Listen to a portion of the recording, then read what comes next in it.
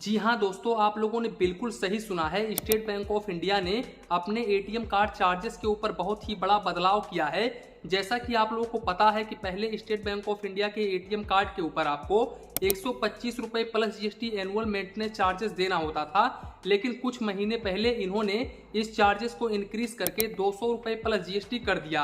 अब फिर इन्होंने अपने एटीएम कार्ड के ऊपर बदलाव किया है, यानी कि एटीएम कार्ड चार्जेस के ऊपर बदलाव किया है। अब यहाँ पर इन्होंने बदलाव किस पर किया है? काउंट ऑफ ट्रांजेक्शन्स के ऊपर बदलाव किया है। अब काफी सारे लोगों के मन में ये सवाल होगा कि ये काउंट ऑफ ट्रांजेक्शन्स क्या होता है। तो दोस्तों, काउंट ऑफ ट्रांजेक्शन्स वो होता है कि एटीएम कार्ड के जरिए आप मंथली 5 बार पैसे निकालते हो, तो वही काउंट ऑफ ट्रांजेक्शन्स होता है। यानी कि 5 बार निकालो, 6 बार निकालो, यानी कि जितना बार आप निकालोगे, जितना बार काउंट होगा, तो वही काउंट ऑफ ट्रांजेक्शन्स हम उसको बोलते हैं।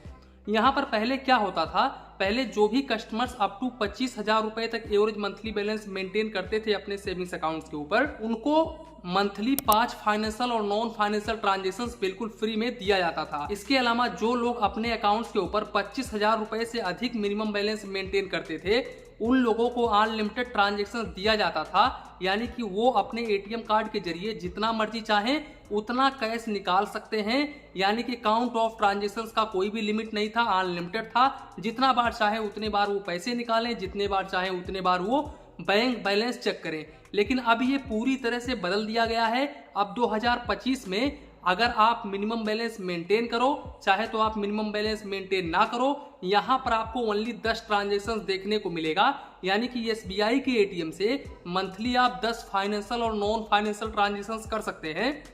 और अगर आप इस लिमिट को क्रॉस करते हैं तो ऐसे कंडीशंस में पहले आपको फाइनेंशियल ट्रांजेक्शन्स पर 10 रुपए plus GST per transaction charges देना होता था, लेकिन अब आप लोगों को 15 रुपए प्लस जीएसटी फाइनेंशियल ट्रांजेक्शन्स पर चार्जेस देना होगा।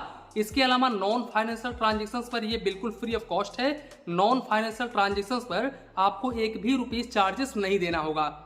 इसके साथ साथ स्टेट बैंक ऑफ इंडिया का एटीएम कार्ड ले जाकर के दूसरे बैंक के एटीएम से मंथली 5 फाइनेंशियल और नॉन फाइनेंशियल ट्रांजेक्शन्स कर सकते हैं, और मेट्रो सिटी से 3 फाइनेंशियल और नॉन फाइनेंशियल ट्रांजेक्शन्स कर सकते हैं। और यहाँ पर अगर आप इस लिमिट को क्रॉस करते हैं, मान लो आपको 5 ट्रांजेक्शन दिया गया और आप 5 से 6 बार, 7 बार, 8 बार निकाल लिए, तो आप जितना बार अधिक पैसे निकालेंगे उसके ऊपर 21 रुपए plus GST per transaction charges आपको देना होगा।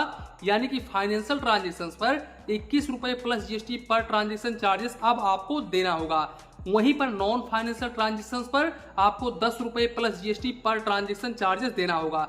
इसके अलावा मान लो आप एटीएम कार्ड ले जाकर के पैसे निकाल रहे हो, यानी कि एसबीआई का एटीएम कार्ड ले जाकर के एसबीआई की एटीएम मशीन से या फिर किसी और एटीएम मशीन से पैसे निकाल रहे हो, और आपके अकाउंट में बैलेंस नहीं होता है, और आपके अकाउंट में बैलेंस ना होने की वजह से आपका ट्रांजेक्शन डिक्लाइन हो जाता है, तो ऐसे कंडीशंस में आपको 20 रुपए plus GST per transaction charges देना पड़ता है। इसके अलावा ये जो स्टेट बैंक ऑफ इंडिया का क्लासिक वेरिएंट का डेबिट कार्ड होता है, इस डेबिट कार्ड से आप पर डे 40,000 रुपए निकाल सकते हो और 75,000 रुपए तक ऑनलाइन ट्रांजेक्शन कर सकते हो। इसके अलावा यहाँ पर अगर आपका प्रधानमंत्री जनधन योजना का सेविंग्स अकाउंट है, अगर आपने बीएसबीडीए अकाउंट ओपन करवा रखा है, तो यहाँ पर इस पर एसबीआई ने अपने सर्विस चार्जेस में कुछ भी चेंज नहीं किया है। यहाँ पर आपको 4 विड्रॉवल फ्री देखने को मिलता था, यानी कि आप 4 बार पैसे निकाल सकते थे। आप चाहे तो ब्रांच से निकालो, चाहे तो एटीएम से निकालो, चाहे तो सीएससी पॉइंट से निकालो, यानी कि मंथली आप 4 बार पैसे निकाल पाते थे। लेकिन यहाँ पर अगर आप 4 बार से अधिक पैसे निकालते थे तो ऐसे कंडीशंस में आपको 15 रुपए plus GST per transaction charges देना होता था। तो ये चार्जेस अभी भी यही है, यहाँ पर कोई भी बदलाव नहीं किया गया है। स्टेट बैंक ऑफ इंडिया ने साफ साफ अपने सर्विस चार्जेस में लिख रखा है। इसके साथ साथ अगर आप करंट अकाउंट होल्डर हो तो आपको ये जरूर पता होगा कि आप अपने एटीएम कार्ड के जरिए स्टेट बैंक ऑफ इंडिया के ओन एटीएम से मंथली जितना मर्जी चाहे उतने बार पैसे निकालने, यानी कि काउंट ऑफ ट्रांजेक्शन्स के ऊपर आपको कोई भी चार्जेस नहीं देना होता था। लेकिन वहीं पर दूसरे बैंक के एटीएम से अगर आप पैसे निकालते थे तो यहाँ पर आप मंथली 5 फाइनेंशियल और नॉन फाइनेंशियल ट्रांजेक्शन्स कर पाते थे, और मेट्रो सिटी से 3 फाइनेंशियल और नॉन फाइनेंशियल ट्रांजेक्शन्स कर पाते थे। और यहाँ पर आपको चार्जेस के नाम पर ओनली 20 रुपए प्लस जीएसटी फाइनेंशियल ट्रांजेक्शन्स पर देना होता था, यानी कि दूसरे बैंक के एटीएम से पैसे निकालते थे तब। वहीं पर नॉन फाइनेंशियल ट्रांजेक्शन्स पर आपको 8 रुपए प्लस जीएसटी चार्जेस देना होता था।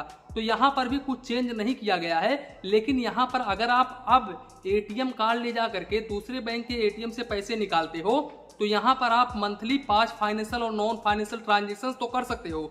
लेकिन यहाँ पर अगर आप एक भी ट्रांजेक्शन क्रॉस करते हो तो ऐसे कंडीशंस में पहले आपको 20 रुपए प्लस जीएसटी देना होता था, लेकिन अब आपको 21 रुपए plus GST per transaction charges देना होगा। वहीं पर नॉन फाइनेंशियल ट्रांजेक्शन पर 10 रुपए plus GST per transaction charges देना होगा।